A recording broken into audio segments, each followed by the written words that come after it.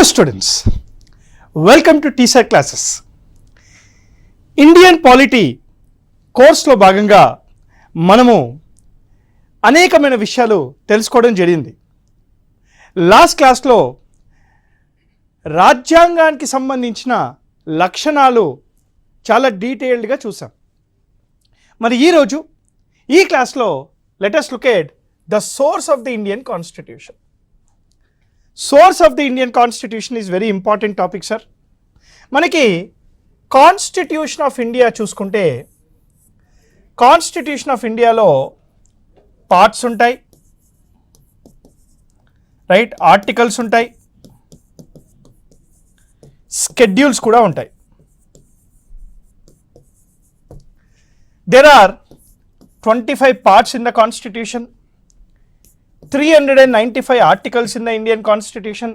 Sub articles అన్నీ కూడా మీరు యాడ్ చేసుకుంటే సుమారుగా 467 ఆర్టికల్స్ అవుతాయి. రాజ్యాంగం అమల్లోకి వచ్చినప్పుడు 8 స్కెడ్యూల్స్ ఉంటే ప్రస్తుతానికి 12 స్కెడ్యూల్స్ ఉన్నాయి. సో రాజ్యాంగంలో మనకి 25 parts divide into 395 articles, schedules 12 ఇవన్నీ ఉన్నాయి. ఎల్ లాట్ ఆఫ్ ప్రొవిజన్స్ ఉన్నాయి. మరి రాజ్యాంగ పరిషత్ కాన్స్టిట్యూయెంట్ అసెంబ్లీ 2 సంవత్సరాల 11 నెలల 18 రోజులు కష్టపడి రాజ్యాంగాన్ని ఇవ్వడం జరిగింది. ఈ క్రమంలో ఈ 2 years 11 months 18 days క్రమంలో సుమారుగా 60 దేశాల రాజ్యాంగాలు చదివినట్టు మనకు తెలుస్తుంది.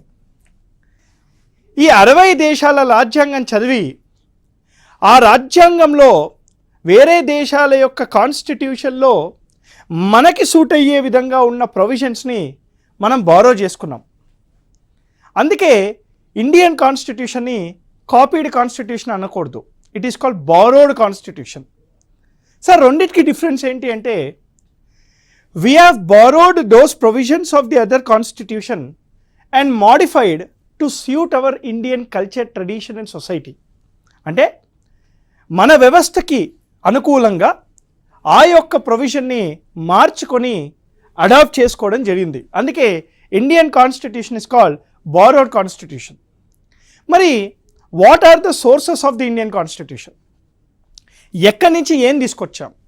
ఈ విషయాలు అనేవి ఈ క్లాస్లో డీటెయిల్గా చెప్తాను, జాగ్రత్తగా వినేసేయండి. The first source of the Indian constitution is government of India act of 1935. Government of India act 1935. ఇక్కడ గవర్నమెంట్ ఆఫ్ ఇండియా యాక్ట్ 1935 మీరు కనుక చూసుకుంటే this is considered the largest source of the Indian constitution. సుమారుగా 70% of the constitution ఇక్కడి నుంచే తీసుకొని రావడం జరిగింది. Government of India act 1935 is the most consulted law. అంటే భారతీయుని ఎక్కువ శాతం కన్సల్ట్ చేసి తీసుకొచ్చిన చట్టము government of India act 1935. Government of India act 1935 కోసము 3 రౌండ్ టేబుల్ కాన్ఫరెన్సెస్ కూడా జరిగాయి లండన్లో.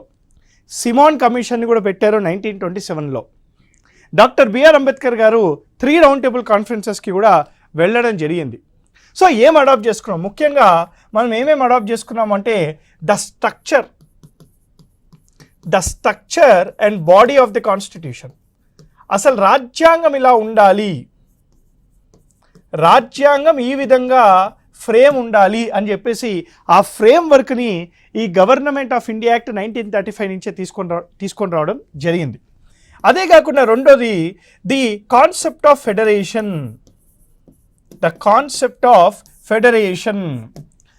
Government of India act 1935 promised an all India federation. The concept of federation. మూడోది ఎమర్జెన్సీ ప్రావిజన్స్. ఇది గుర్తుపెట్టుకోండి ఎగ్జామ్కి, emergency provisions. The concept of emergency provisions చాలా మటుకు జర్మనీ అనుకుంటారు, తప్పు.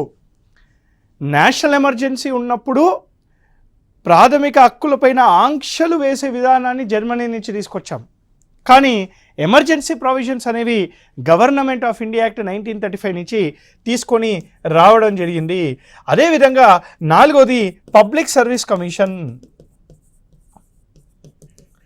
Public service commission. సో ఇలా చాలా అంశాలు గవర్నమెంట్ ఆఫ్ ఇండియా యాక్ట్ నుంచే తీసుకొని రావడం జరిగింది. So this is the first source of the Indian constitution. Let us look at the second source of the Indian Constitution. మనకి US constitution sir. US constitution. US constitution is one of the major source of the Indian constitution again. మనం ముఖ్యంగా ఏం తీసుకొచ్చాం sir అంటే very important fundamental rights. The concept of fundamental rights. The concept of fundamental rights, right? The concept of fundamental rights.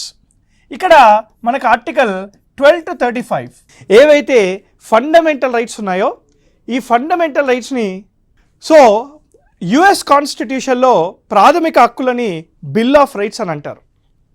ఈ bill of rights which are guaranteed from the కాన్స్టిట్యూషన్ని మనం భారత రాజ్యాంగంలో article 12 to 35 part 3 of the కాన్స్టిట్యూషన్లో తీసుకొని రావడం జరిగింది. The second one we bought is the office of vice president. ఇండియాకి ఒక వైస్ ప్రెసిడెంట్ ఉండాలి. Article 63 of the constitution says there shall be a vice president for India. Backup post అనమాట. ఈ vice president అనే పోస్ట్ని కూడా అమెరికన్ కాన్స్టిట్యూషన్ నుంచే తీసుకొని రావడం జరిగింది.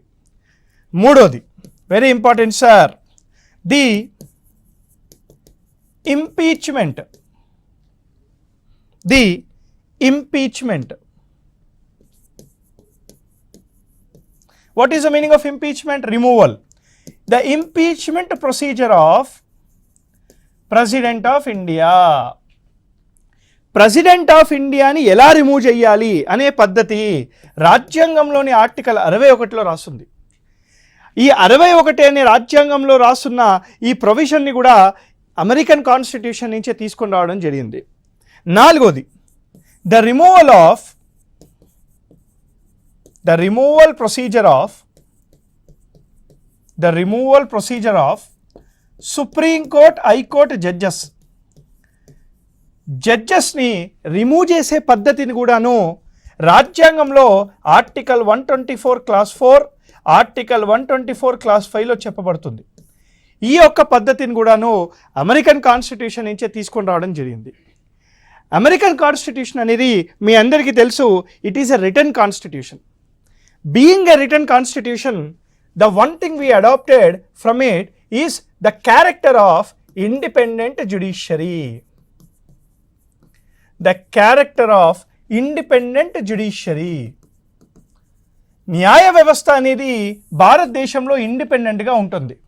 ఎందుకు సార్ ఇండిపెండెంట్గా ఉంటుందంటే రాజ్యాంగాన్ని కాపాడే వ్యవస్థ కాబట్టి.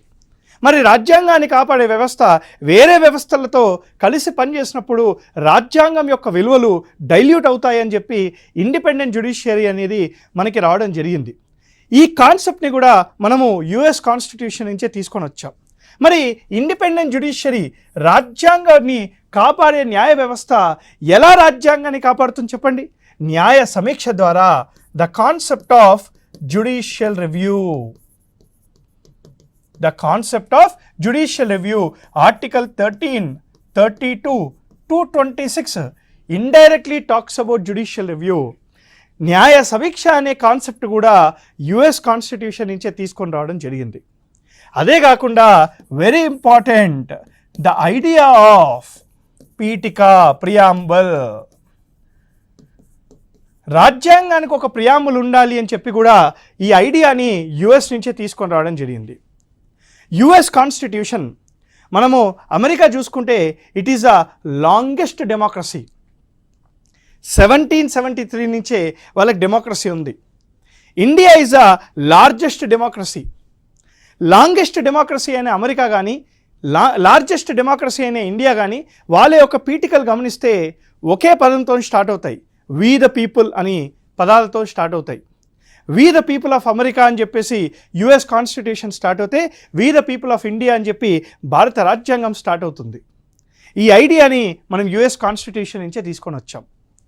ఇది యుఎస్ కాన్స్టిట్యూషన్ నుంచి మనం తీసుకొచ్చిన ప్రొవిజన్స్.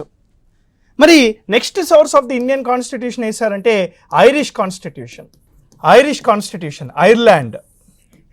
ఐరిష్ కాన్స్టిట్యూషన్ నుంచి ఏం తీసుకొచ్చాం sir? What are the provisions we bought from the Irish constitution?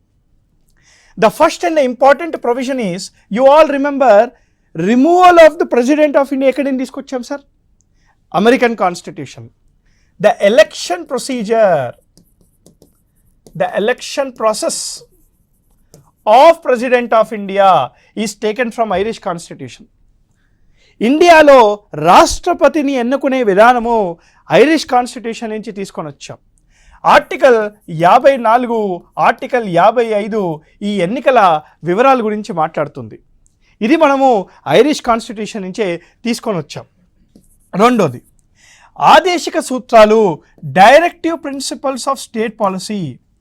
The concept of directive principles of state policy which ensures constitutional morality. రాజ్యాంగ విలువల్ని కాపాడే ఆదేశిక సూత్రాలను కూడాను ఐరిష్ కాన్స్టిట్యూషన్ నుంచే తీసుకొని వచ్చాము. ఇవి ఆర్టికల్ 36 to 51లో రాస్తున్నాయి, mention in part 4 of the constitution. Part 4 of the constitution చాలా ఇంపార్టెంట్ సార్. మూడోది, ఈ మూడో విషయం చూసే ముందు ఒక చిన్న విషయం చెప్తాం మీకు. మీ అందరికీ పార్లమెంట్ తెలుసు. పార్లమెంట్ యొక్క కంపోజిషన్ని ఆర్టికల్ 79 డిఫైన్ చేసింది. పార్లమెంట్ని ఎలా డిఫైన్ చేసిందంటే, parliament consist of president of India, parliament consist of Lok Sabha, మరియు పార్లమెంట్ కన్సిస్ట్ ఆఫ్ రాజ్యసభ. రాజ్యసభలో there are 2 types of members, elected members మరియు nominated members. There are 2 types of members in the parliament. One is elected members, second one is nominated members. It is the president of India. It is the president of India who has the authority to nominate up to 12 members to Rajya Sabha. Rajya Sabhaki president of India 12 మనుషులని nominate చేస్తాడు.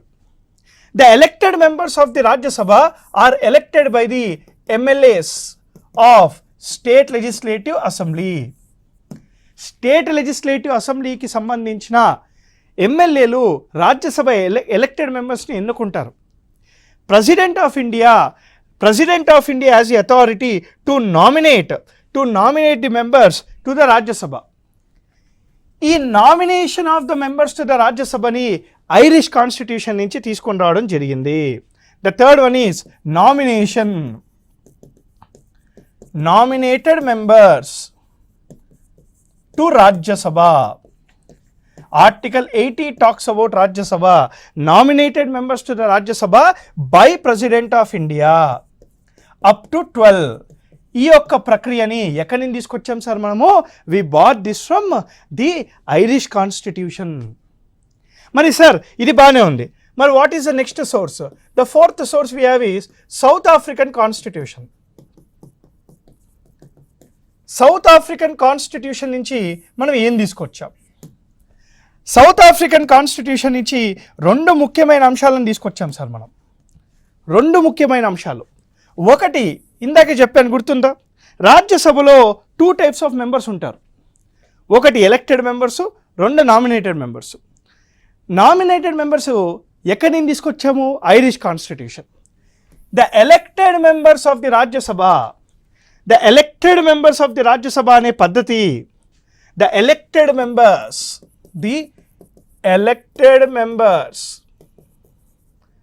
To Rajya Sabha article 80 అనే పద్ధతి మనం south African constitution నుంచి తీసుకొని రావడం జరిగింది. అదే కాకుండా చాలా ముఖ్యమైనది, ఇది ఎగ్జామ్కి important sir, the procedure to amend the Indian constitution. రాజ్యాంగాన్ని సవరించే ఒక పద్ధతి. ఈ పద్ధతి కూడాను మనము సౌత్ ఆఫ్రికన్ కాన్స్టిట్యూషన్ నుంచి తీసుకొని రావడం జరిగింది. రాజ్యాంగాన్ని సవరించే పద్ధతి ఆర్టికల్ 368 పార్ట్ 20లో రాస్తుంది. Part 20 of the Constitution, Article 368 talks about the amendment procedure of the Constitution of India. So, the fourth source of the Indian Constitution is South African Constitution. దానిలో రెండు విషయాలు మనం చూసాము. We will see the next source. The next source is Canadian Constitution. ఇద్దరికి పడతలేదు కదా. So Canadian constitution నుంచి ఏం తీసుకొచ్చాం? కెనేడియన్ కాన్స్టిట్యూషన్ నుంచి the first and the foremost one is the concept of GST, goods and service tax. France is the first country to introduce the concept of GST. కానీ India follows Canadian model of GST. 101వ రాజ్యాంగ సవరణ చట్టం, 101st constitution amendment act, 101వ రాజ్యాంగ సవరణ చట్టం ద్వారా జిఎస్టిని మనము తీసుకొని రావడం జరిగింది. జూలై 1, 2017 రోజు జిఎస్టి ఇండియాలో అమల్లోకి వచ్చింది. అందుకే July 1 is called GST day of ఇండియాగా సెలబ్రేట్ చేసుకుంటాం మనం. రెండోది చాలా important sir, very very important, the concept of federation with strong centre. ఇది మనం ఫీచర్స్లో కూడా చూసాం. Federation with strong centre. ఇండియాలో ఫెడరల్ వ్యవస్థ ఉన్నప్పటికీ కూడాను సెంటరే చాలా స్ట్రాంగ్గా ఉంటుంది. ఏ కారణాల వల్ల సెంటర్ స్ట్రాంగ్గా ఉంటుంది అనేది మనం ఫీచర్స్ ఆఫ్ ది కాన్స్టిట్యూషన్లో చూడడం జరిగింది. మూడోది, the concept of residuary powers. The concept of residuary powers with parliament. Residuary powers జనరల్గా స్టేట్స్కి ఉండాలి, కానీ ఇండియాలో పార్లమెంట్కి ఉంటుంది as per article 248 of the Indian constitution. ఇది కూడా మనం కెనేడియన్ కాన్స్టిట్యూషన్ నుంచే తీసుకొని రావడం జరిగింది. అదే కాకుండా the appointment of the governor. State యొక్క హెడ్, స్టేట్కి సంబంధించిన హెడ్ని ప్రెసిడెంట్ ఆఫ్ ఇండియా అపాయింట్ చేస్తాడు. ఇక్కడ కూడా కేంద్రం రాష్ట్రాలలో ఎంక్రోచ్ చేస్తుంది. The appointment of the governor discussed in article 155 is also taken from the Canadian constitution. ఈ 4 విషయాలే కాకుండా 5వ విషయము the advisory jurisdiction. The advisory jurisdiction of supreme court. President of India ఎప్పుడైనా సలహాలు అడిగితే సుప్రీంకోర్టు ఎప్పటికప్పుడు సలహాలు ఇవ్వాలి. దాన్నే అడ్వైజరీ పరిధి ఆఫ్ సుప్రీంకోర్ట్ అని అంటారు. ఇది ఆర్టికల్ 143లో డిస్కస్ చేయబడింది. ఆర్టికల్ 143లో డిస్కస్ చేసిన advisory jurisdiction of the Supreme Court కూడా కెనేడియన్ కాన్స్టిట్యూషన్ నుంచే తీసుకొని రావడం జరిగింది. Very important for the exam. So this is the Canadian constitution, the 5th source of the Indian constitution. The 6th source of the Indian Constitution, చూడండి. The 6th source of the Indian Constitution we have is Australian Constitution. Australian Constitution. మరి Australian constitution నుంచి మనం ఏం తీసుకొచ్చాం? ముఖ్యంగా 3 విషయాలు తీసుకొని రావడం జరిగింది. చాలా ఇంపార్టెంట్ సార్. ఇది కొంచెం ఈ ఏరియా అనేది టచ్ చేయడు కాబట్టి అడిగే అవకాశాలు ఉన్నాయి. ఆస్ట్రేలియా నుంచి ఏం తీసుకొచ్చా అని చెప్పేసి. 1, the concept of concurrent list. The concept of concurrent list discussed in article 246. Article 246లో రాసిన కంకరెంట్ లిస్ట్ యొక్క వివరాలు కూడాను మనము ఈ ఆస్ట్రేలియన్ కాన్స్టిట్యూషన్ నుంచే తీసుకొని రావడం జరిగింది. కంకరెంట్ లిస్ట్ విషయాలు మనకి Schedule 7లో కూడా కనపడతాయి. Schedule 7 also talks about the concurrent list, right. రెండోది sir, very important, interstate free trade. ఇండియాలో రాజ్యాలకి మధ్యలో ఫ్రీ ట్రేడ్ ఉంటుంది. ఇలా రాజ్యాలకి మధ్యలో ఫ్రీ ట్రేడ్ అనేది ఆర్టికల్ 301లో డిస్కస్ చేయబడింది. Article 302 provides parliament authority to impose restrictions on interstate free trade. Similarly article 304 provides authority to the state legislature to impose restrictions on the interstate trade.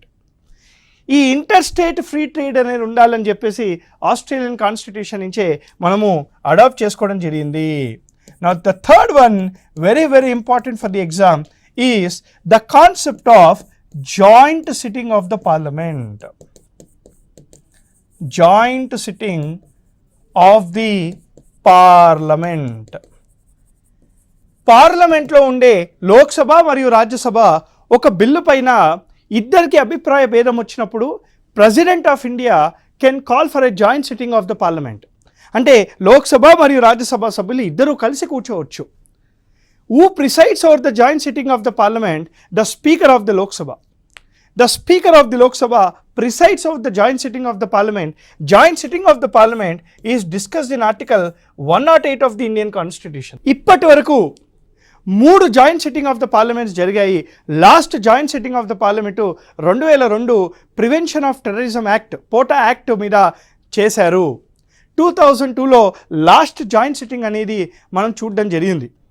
Whenever there is a deadlock between Lok Sabha and Rajya Sabha on a particular ordinary bill, then the President of India can call for the joint sitting preceded by the Speaker of the Lok Sabha to decide what to do on the bill. Till now, there are 3 joint sittings held in India, the last being in 2002. Okay, ఇది గుర్తుపెట్టుకోండి ఎగ్జామ్కి. Joint sitting of the parliament అనే provision కూడా Australian constitution నుంచే తీసుకొని రావడం జరిగింది. మరి 7th source of the Indian constitution France or French constitution. మనము ఫ్రెంచ్ కాన్స్టిట్యూషన్ నుంచి 2 విషయాలు తీసుకొచ్చాం sir. There are 2 things we bought from the French constitution. The first one is the concept of equality, liberty, fraternity. The concept of liberty, equality and fraternity in the preamble. పీఠికలో in preamble. స్వేచ్ఛ, సమానత్వము, సోదరభావము. ఈ 3 అంశాలు India got inspired from French revolution. ఏదైతే French revolution మనం చూసామో దాని నుంచి inspire అయ్యి మనము French constitution నుంచి ఈ 3 విషయాలు కూడా మన పీఠికలో తీసుకొని రావడం జరిగింది. అదేవిధంగా రెండోది the concept of tribunals. The concept of tribunals, fast track courts. భారత రాజ్యాంగంలో ఆర్టికల్ 323A, ఆర్టికల్ 323B ఇవి 2 కూడాను ట్రైబ్యునల్స్ గురించి మాట్లాడతాయి. ఈ 2 ఆర్టికల్స్ని 42వ రాజ్యాంగ సవరణ చట్టము 1976 ద్వారా యాడ్ చేశారు. ఈ ట్రైబ్యునల్స్ అనే కాన్సెప్టు ఫ్రెంచ్ రెవల్యూషన్ ద్వారానే మనకి ఫోకస్లోకి వచ్చింది. ఈ కాన్సెప్ట్ని కూడా భారత రాజ్యాంగము అడాప్ట్ చేసుకోవడం జరిగింది. This is the 7th source of the Indian constitution. The 8th one being again the Russian constitution. USSR అని అంటారు దీన్ని, యుఎస్ఎస్ఆర్, సోవియట్ యూనియన్ కాన్స్టిట్యూషన్. ఇండియాకి చాలా ఫేవరెట్ ఇది. The first one as part of the Russian constitution we have adopted is the concept of fundamental duties. The concept of fundamental duties. ప్రాథమిక బాధ్యతలు, హక్కులు కాదు. హక్కులు అమెరికా ఇచ్చింది, బాధ్యతలు రష్యా ఇచ్చింది. 2 మనం పాటించాలి. వాళ్ళు వీళ్ళు ఇచ్చింది మనం ఎందుకు పాటిస్తాం? Fundamental duties. Part 4A of the Constitution, Article 51 capital A talks about fundamental duties. As on today, there are 11 fundamental duties. As recommended by Swaran Singh committee మనకి 11 ప్రాథమిక బాధ్యతలు ఉన్నాయి. ఆ బాధ్యతలు కూడా ఏదో పొద్దుగాలే లేవాలి, హెల్దీగా ఉండాలి, ఇట్లాంటివి ఏమి ఉండవు.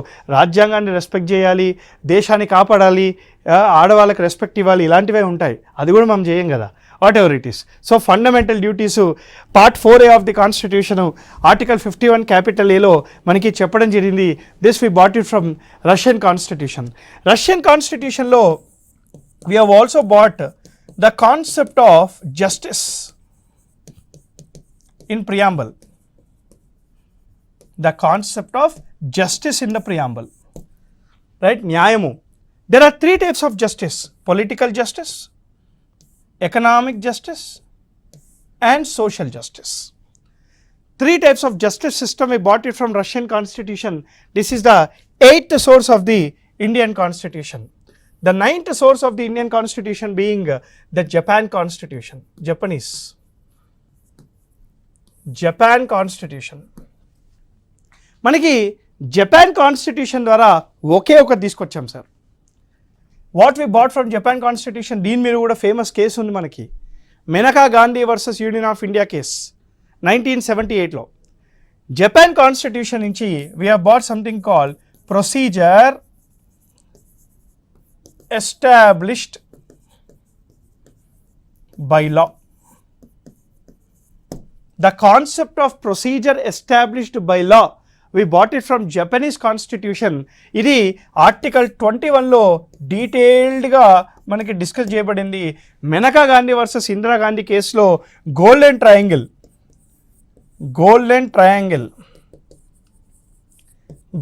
ట్రయాంగిల్ థియరీని కూడా ఇవ్వడం జరిగింది. ఈ గోల్డెన్ ట్రయాంగిల్ థియరీ ప్రకారంగా ఏదైనా చట్టము మంచి చట్టమా లేదా తెలియాలి అంటే అది ఆర్టికల్ 19, ఆర్టికల్ 21, ఆర్టికల్ 14కి అనుకూలంగా ఉండాలి. ఈ 3 ఆర్టికల్స్కి ఏ ఒక్క ఆర్టికల్కి అనుకూలంగా లేకపోయినా ఆ చట్టాన్ని ఇన్వాలిడ్గా డిక్లేర్ చేయాలి అని చెప్పేసి మనకి తెలుస్తుంది ఈ మెనకా గాంధీ కేసులో గోల్డెన్ ట్రయాంగిల్ థియరీ ప్రకారంగా. ఇది 9వది చాలా important. The 10th source of the Indian Constitution. The 10th source of the Indian Constitution being your Britain or British Constitution. 300 సంవత్సరాల పైగా పరిపాలించిన బ్రిటిష్ వాళ్ళ రాజ్యాంగం నుంచి చాలా విషయాలే తెలుసుకున్నాం సార్, చాలా విషయాలే తెచ్చుకున్నాం కూడా. ఏమేమి తీసుకొచ్చాం? బ్రిటిష్ కాన్స్టిట్యూషన్ నుంచి మనము చాలా విషయాలు తీసుకొచ్చాము, జాగ్రత్తగా వినాలి. The first one being the concept of parliamentary democracy. The concept of parliamentary democracy. భారతదేశంలో పార్లమెంటరీ వ్యవస్థ ఉండాలి, ప్రెసిడెన్షియల్ వ్యవస్థ కాకుండా పార్లమెంటరీ వ్యవస్థ ఉండాలి అనే విషయం కూడా బ్రిటిష్ వాళ్ళ నుంచే తీసుకొని రావడం జరిగింది. రెండోది the concept of rule of law. ఏవి డైసీ గారు ఇచ్చిన రూల్ ఆఫ్ లా అనే ప్రిన్సిపల్ ఆర్టికల్ 40లో డిస్కస్ చేయబడ్డ రూల్ ఆఫ్ లా అనే కాన్సెప్ట్ కూడా బ్రిటిష్ కాన్స్టిట్యూషన్ నుంచే మనము ఆర్టికల్ 14లో అడాప్ట్ చేసుకోవడం జరిగింది. The third one being fusion theory. Now what is the meaning of fusion theory? Fusion theory is between the general executive మరియు political executive. భారతదేశంలో మనకి council of ministers, మంత్రి మండలి మరియు బ్యూరోక్రాట్స్ ఇద్దరూ కలిసి పనిచేస్తారు. ఆ కలిసి పనిచేసే పద్ధతి కూడాను మనం బ్రిటిష్ కాన్స్టిట్యూషన్ నుంచే తీసుకొని రావడం జరిగింది. నాలుగోది మనకి parliamentary system, parliamentary devices. Parliament ఎలా నడవాలి, ఈ పార్లమెంటరీ డివైజెస్ ఏవేవి మనకి క్వశ్చన్ అవర్ కానివ్వండి, లేదా మోషన్స్ కానివ్వండి, అవిశ్వాస తీర్మానం కానివ్వండి, సెన్సర్ మోషన్ కానివ్వండి, ఈ పార్లమెంట్లో ఏ డివైజెస్ ఉండాలి అవి కూడా ఇక్కడి నుంచే తీసుకొచ్చాం. ఐదోది రాబ్కాబ్. Article 118 of the constitution discuss చేసే rules of procedure and conduct of the business. ఇది కూడా మనము బ్రిటిష్ కాన్స్టిట్యూషన్ నుంచే తీసుకొని వచ్చాం. ఆరోది the concept of writs. Article 32 మరియు ఆర్టికల్ 226లో మెన్షన్ చేసిన రిట్స్ అనే కాన్సెప్ట్. ఈ రిట్స్ అనే కాన్సెప్ట్ కూడాను మనము బ్రిటిష్ కాన్స్టిట్యూషన్ నుంచే తీసుకొని రావడం జరిగింది. There is something called the legislative procedure. Bills ఎలా పాస్ చేయాలి, ఈ బిల్లులు పాస్ చేసే విధానం కూడాను మనం బ్రిటిష్ కాన్స్టిట్యూషన్ నుంచే తీసుకొని రావడం జరిగింది. ఇలా చాలా అంశాలు, అనేకమైన అంశాలు మనము భారత రాజ్యాంగంలో డిఫరెంట్ సోర్సెస్ ద్వారా తీసుకొని రావడం జరిగింది. So Canadian constitution, Irish constitution, Britain constitution, Australian constitution, French constitution, లేదా యుఎస్ఎస్ఆర్, లేదా we have German constitution, right, south African constitution కానీ, లేదా we also have the British constitution కానివ్వండి, సో జపనీస్ కాన్స్టిట్యూషన్ కానివ్వండి, ఇలా అన్ని సోర్సెస్ కూడాను మనము we have bat it from the different sources of different countries and we have borrowed to our convenientగా మనం borrow చేసుకున్నాము. ఇది మన సోర్సెస్ ఆఫ్ ది కాన్స్టిట్యూషన్ అండి.